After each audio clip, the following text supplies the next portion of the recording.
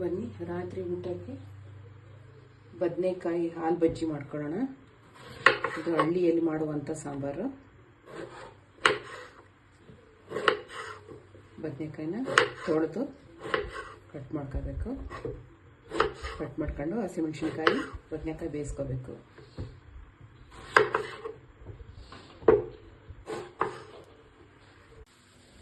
ಬದನೆಕಾಯಿ ಮೆಣಸಿನ್ಕಾಯಿನ ಬೇಯಕ್ಕಿಟ್ಟಿದ್ದೀನಿ. ಈ ಸಾಂಬಾರನ್ನ ಬದನೆಕಾಯಿ ಹಾಲು ಬಜ್ಜಿ ಅಂತ ಕರೀತಾರೆ. ಈಗ ಈರುಳ್ಳಿ ಬೆಳ್ಳುಳ್ಳಿ ಎಲ್ಲ ಹಚ್ಕೊಳ್ಳೋಣ. ಬೆಳ್ಳುಳ್ಳಿ ಸಿಪ್ಪೆ ಬಿಡಿಸಿ ಜಜ್ಜಿಟ್ಕೊಂಡಿದ್ದೀನಿ. ಈರುಳ್ಳಿ ಹಚ್ಕೊಳ್ಳೋಣ. ಈರುಳ್ಳಿ ದಪ್ಪ ದಪ್ಪ ಹಚ್ಕೋಬೇಕು.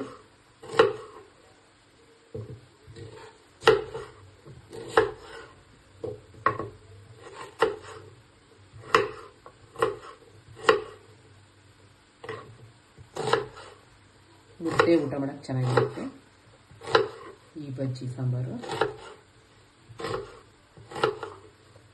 ಓಕೆ, ಈ ಥರ ಬೇಯಿಸ್ಕೋಬೇಕು. ಆ ನೀರನ್ನ ಚೆಲ್ಲಿ ಬಿಡಬೇಕು, ಬಸಿಬೇಕು.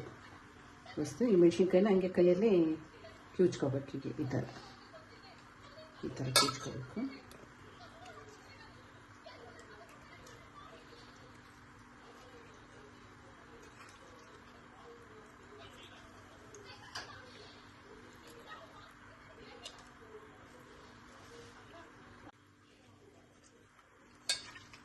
ಈ ಥರ ಕಿವುಚ್ಕೋಬೇಕು.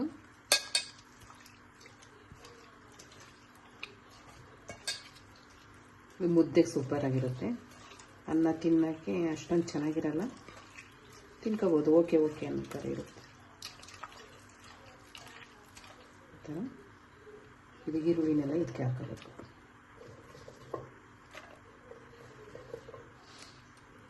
ಈಸಿಯಾಗಿ ಮಾಡ್ಕೋಬೋದು. ಇದು ಒಂದು 10-15 ನಿಮಿಷದಾಗ ಆಗೋಗುತ್ತೆ.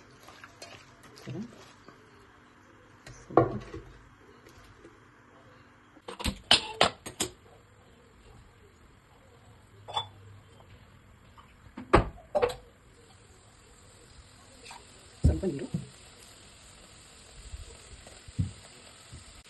ಸ್ವಲ್ಪ ಇದು ಹಾಕೋಣ.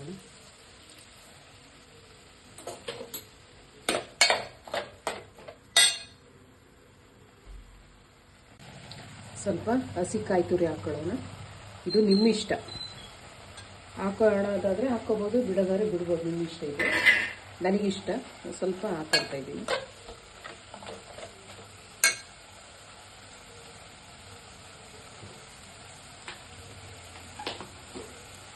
ಸ್ವಲ್ಪ ತೆಂಗಿನಕಾಯಿ ತುರಿ ಹಾಕಿದರೆ ಚೆನ್ನಾಗಿರುತ್ತೆ.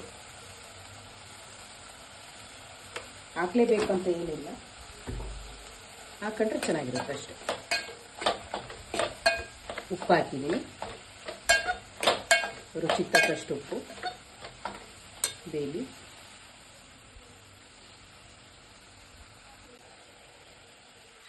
ಸ್ವಲ್ಪ ಅಕ್ಕಿ ಹಿಟ್ಟು, ಒಂದು ಅರ್ಧ ಸ್ಪೂನ್ ಅಕ್ಕಿ ಹಿಟ್ಟನ್ನ ಹಾಲಲ್ಲಿ ಮಿಕ್ಸ್ ಮಾಡಿಬಿಟ್ಟು ಹಾಕೋಣ. ಸ್ವಲ್ಪ ಗಟ್ಟಿ ಬರಲಿ ಸಾಂಬಾರು ಅಂತ ಅಷ್ಟೇ. ಈ ಥರ ಮಿಕ್ಸ್ ಮಾಡ್ಕೋಬೇಕು. ಗಂಟಿಲ್ದಂಗೆ ಮಿಕ್ಸ್ ಮಾಡ್ಕೊಂಡು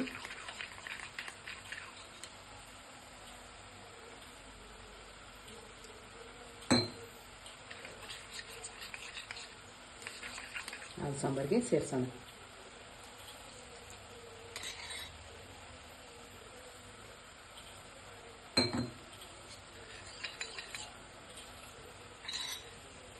ಈಗ ಹಾಲು ಹಾಕೋಣ, ಒಂದು ಲೋಟ.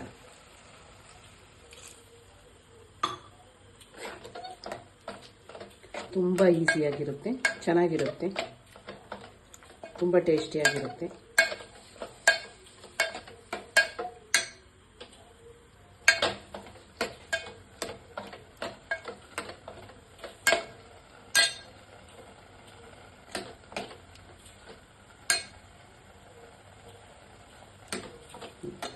ಒಂದು ಸರಿ ಕುದಿಬೇಕಷ್ಟೆ.